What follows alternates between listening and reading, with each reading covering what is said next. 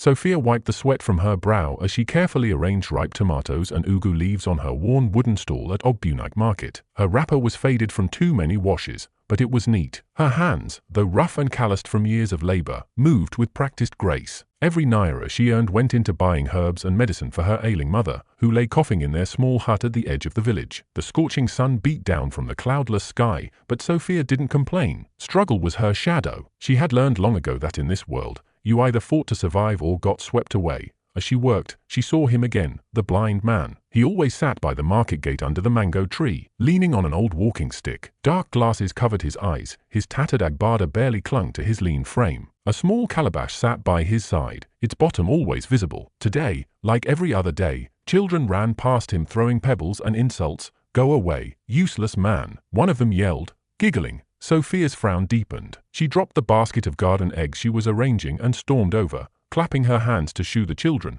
"Will you stop that nonsense and go home?" She scolded them sharply. The children scattered like startled chickens. The blind man didn't raise his head. He remained silent, his fingers resting on the rim of his calabash. Sophia looked at him for a moment, then reached into her basket and pulled out a small piece of yam cake wrapped in leaf. "It's not much," she murmured, placing it gently in his bowl. "But it's better than hunger." He didn't move at first. Then, with a slow, almost regal nod, he murmured, "Thank you." Sophia returned to her stall. Behind her, voices whispered like the rustling of dry hamatan leaves. "Look at that girl," said Maman Jadika, the spice seller. "She can barely feed herself, and she's feeding beggars." Another scoffed. "Her mother is sick at home, and she's wasting food on strangers. If foolishness was a disease, she'd be on her deathbed." Sophia pretended not to hear, but the word stung. Still, every day, she brought something, sometimes a kola nut, sometimes a piece of akara, for the blind man. It felt right, even if the world didn't understand. Then one humid afternoon, her aunt, Ma Ruby, arrived at the market,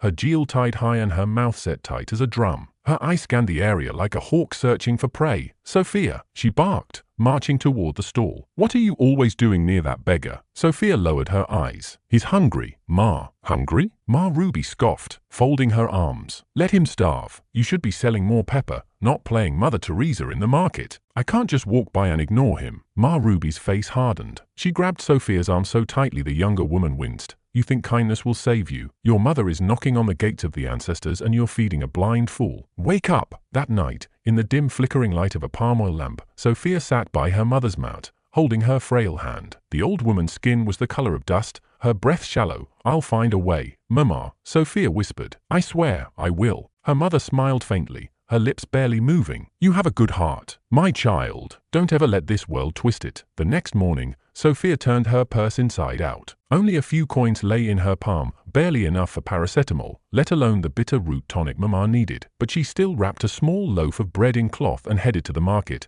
The blind man was there, sitting in his usual spot. But today, something felt different. She placed the bread in his calabash, but this time, his hand moved too precisely. He didn't grope around like before. His fingers landed directly on the bread, as if he saw it. Sophia's brow furrowed. Her heart thudded softly. "Are you really blind?" she asked before she could stop herself. The man tilted his head, the corners of his lips curving into a soft smile. "Does it matter?" he asked in a voice that seemed to echo more than it should. Before she could respond, Ma Ruby's sharp voice rang through the air. "Sophia, come here." Reluctantly, Sophia walked over. Her aunt pulled her aside, her tone low but threatening. "I've arranged your marriage," she said. "Chief aide, he's rich and old, but his money is sweet. He'll pay a fine bride price." Sophia's heart sank. "No, I won't marry him." Ma Ruby's smile vanished. "You will do as I say, or your mother dies without medicine. There is no other way." Tears welled up in Sophia's eyes. "There must be." Ma Ruby raised her hand and slapped her hard across the face. "You are nothing but a burden. At least now, you'll bring value." Sophia fled, her heart pounding like a talking drum. She ran through the bush path until she reached the river and collapsed beside it,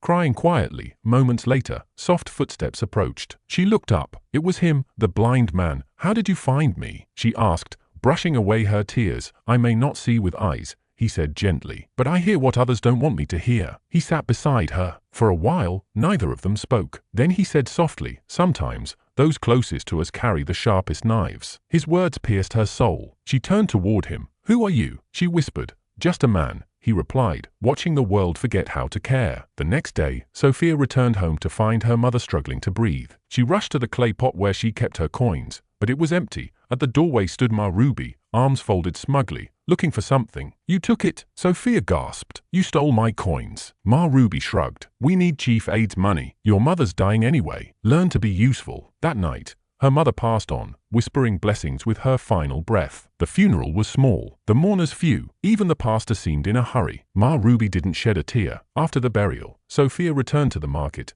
hoping to see the blind man, but he was gone. No one had seen him leave. It was as though he had vanished into thin air. Alone in her room, Sophia sat in silence as Ma Ruby stormed in. Chief Aid is coming tomorrow. You'll wear what I give you. You'll smile, and you'll say yes. I won't sell my soul just to survive, Sophia said firmly. Dignity? Ma Ruby hissed. What has dignity fed you? Sophia clenched her fists. Better to be hungry than chained. Ma Ruby threw an old wrapper at her. Fine. Sleep outside like a dog until Chief Aid pays. You are nothing now. The next day, she was paraded through the village like a goat at the market. People whispered, laughed. She's being sold off. Her aunt is smart, making profit out of sorrow. Sophia said nothing, but deep inside, something stirred. That evening, Ma Ruby tossed a torn wrapper at her again. Tomorrow, you serve drinks at the village festival. You need to start acting like a proper wife. Sophia picked up the cloth wordlessly. Behind her silence, a storm was forming, but then she heard murmurs in the street. Did you hear? The blind beggar vanished. They say he was never blind. Sophia froze. Her fingers clenched the cloth. Her heart pounded. Femi, the man who disappeared the night her world collapsed. Who was he really? She didn't know, but she was certain of one thing. This story was far from over. Each knot on Sophia's wrapper felt like another chain tightening around her dignity. The village square buzzed with the sound of talking drums, their rhythm rising into the cloudless sky as if announcing royalty. Guests from far and wide poured into the compound, their agbadas sweeping the red earth, women's gels shimmering in the sun like crowns made of fire and gold. Opulence danced in every step. The wealthy strutted in, escorted by praise singers, their chests puffed with pride. They laughed, drank palm wine from ivory cups, and sat under colorful canopies while the poor bent low to serve them. Sophia moved through this world like a ghost with a tray in her hands, balancing drinks as though each cup carried a piece of her remaining strength. Faster, girl, a woman barked, snapping her fingers with irritation. The words landed like a slap. Sophia didn't flinch. She had long learned that silence was safer than defending her pride. But even silence couldn't prepare her for what her eyes were about to see. She turned, heading toward the center of the courtyard, and froze. Her breath caught. Her heart skipped. There he was, Femi, but he wasn't the blind beggar from the dusty roadside anymore. He was no longer hidden behind dark glasses or leaning on a wooden stick. His transformation was not just in attire,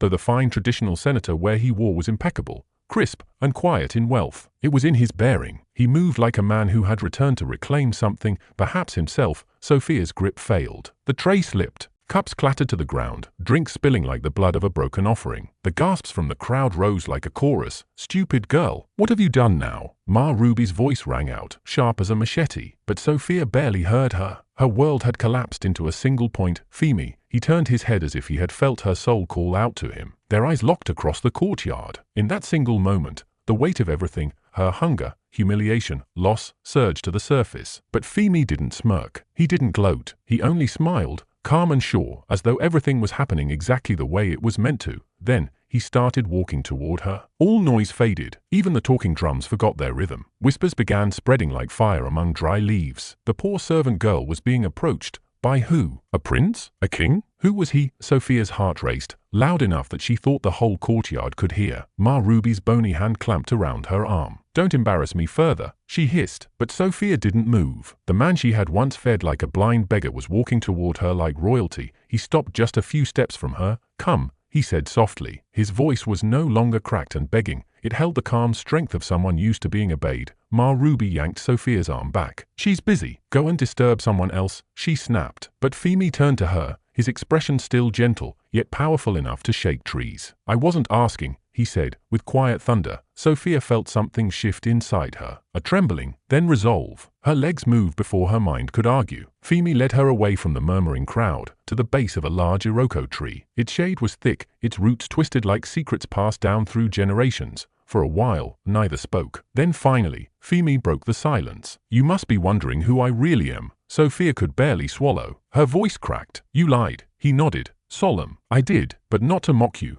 Tears rose in her eyes, not just from betrayal, but from the burden of everything she had endured. Why? She asked. Why pretend to be blind? Why let people spit on you, mock you? His gaze darkened, not in guilt, but in remembrance. Because I had to know, he replied. To know if true kindness still lived in the hearts of people. I lost everything, my company, my family, even the woman I loved, because all they saw was my wealth, not me. His eyes softened as he looked at her. Then I met you. Sophia remembered every time she had slipped food into his hand, every insult she took in his defense. Her voice was barely a whisper. I wasn't trying to prove anything, I know, he said. And that's why you're standing here now. Before she could speak, a loud voice rang from the courtyard. Fola, the elders are waiting. Femi's face hardened slightly, then turned serene. He looked at Sophia. Stay close. You'll want to hear this. He left her under the Iroko tree and returned to the center of the festival. The drums resumed softly, like a heartbeat regaining rhythm. By now, the entire village had gathered. Elders sat in their chairs of carved mahogany, adjusting their wrappers. Rich guests whispered furiously, confusion written on every face. Femi raised his hand. Silence fell. You all saw me, he began, his voice steady as an orator's, sitting at the edge of the market gate. Blind, dusty, weak,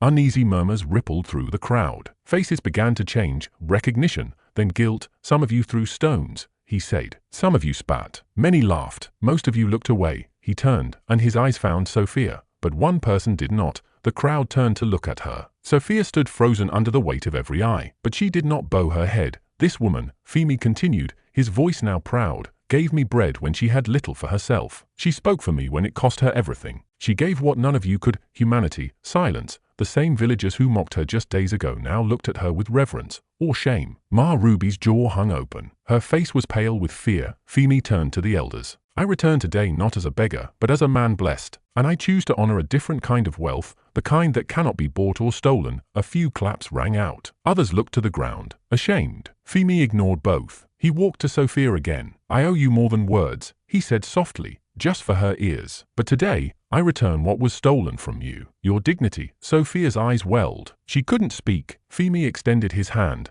and this time, she took it, not as a servant, but as his equal. Behind them, Ma Ruby stumbled back and collapsed onto a stool. Sophia didn't look at her. For the first time in her life, she looked ahead. The festival slowly ended, but the village did not sleep. By morning, every hut, every street corner, buzzed with one story. Did you see Fola, the beggar who was a king in disguise? And Sophia? Who would have thought? Sophia walked through the village market that morning. Her head was high, her shoulders straight, not because Femi walked beside her, but because, at last, no one could take her dignity again. But her story wasn't over. When she returned to Ma Ruby's house, the door was shut. Her small bundle of clothes and belongings had been tossed outside, left in the dust. You think you're better than me now? Ma Ruby spat, her eyes burning with envy, her voice shrill like a cracked bell. Walking around like a queen just because some rich man spoke your name, Sophia didn't flinch. She stood her ground, her back straight, chin lifted like the proud women in her late mother's village. Her voice, calm but firm, echoed with a newfound strength. I don't belong to you anymore. Ma Ruby let out a bitter laugh, her hands trembling. You'll come crawling back when he leaves you. They always do, those big men. They chew you up and throw you away. Girls like you don't get happy endings.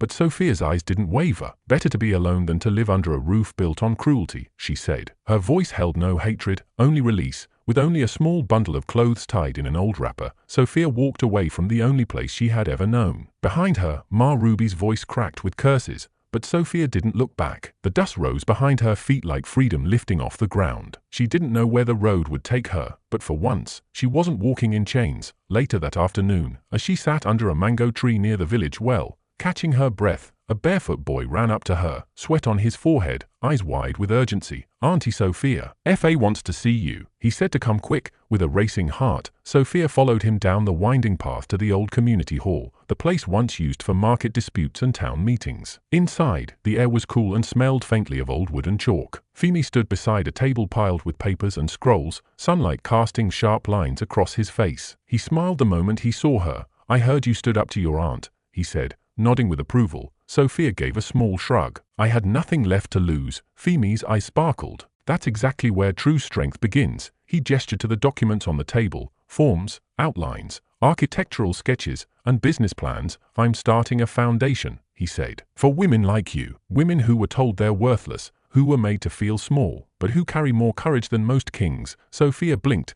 unsure if she had heard him correctly. Why me? She asked. Because you understand, Femi replied. You didn't just feed me bread. You gave me dignity when I had none. I don't want to throw money at problems. I want to build something real with you. Sophia's voice trembled. I don't want charity. I want to help others find their voice, the way I found mine. Femi nodded slowly, deeply moved. That's why I chose you, Sophia, not for pity, but for purpose. Months passed like the Harmattan winds, soft and full of change. The villagers watched, first with suspicion, then quiet awe, as Sophia's life transformed. She wasn't just the poor orphan anymore. She wasn't Ma Ruby's servant. She was the visionary woman standing shoulder to shoulder with Fola, running workshops for young girls, creating safe shelters, and launching small businesses for women in need. Some villagers whispered with jealousy, some gossiped out of habit, but many bowed their heads in quiet respect when she walked by. Each morning, Sophia passed the same market stalls where she once begged for leftover yams. Now, women greeted her with smiles and daughters followed her,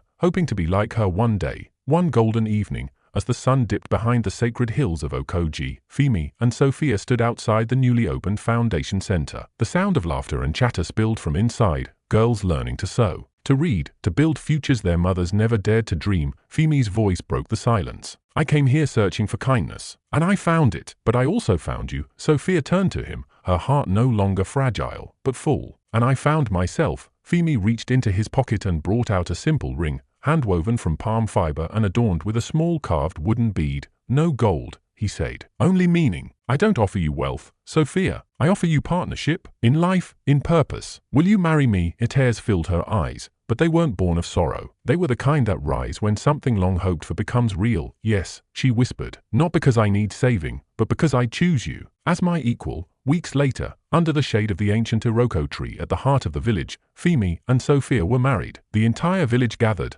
not to mock, but to celebrate. The same mouths that once spoke scorn now whispered praises. Even Ma Ruby came, though she kept to the back, her eyes unreadable. The ceremony was simple, but powerful. Elders blessed them with kola nut and prayers. Drummers beat out rhythms of joy, and children danced in circles, scattering petals of hibiscus and pride. As Sophia took Femi's hand, she leaned in with a playful smile. You pretended to be blind. But now, I see everything clearly. Femi chuckled softly, pressing his forehead to hers. And I finally see what real wealth is. It was never gold. It was always truth. They stood not as master and servant, not as savior and victim, but as two hearts that had earned their place beside one another. Together, they faced the future, walking forward not with fear, but with purpose, hand in hand.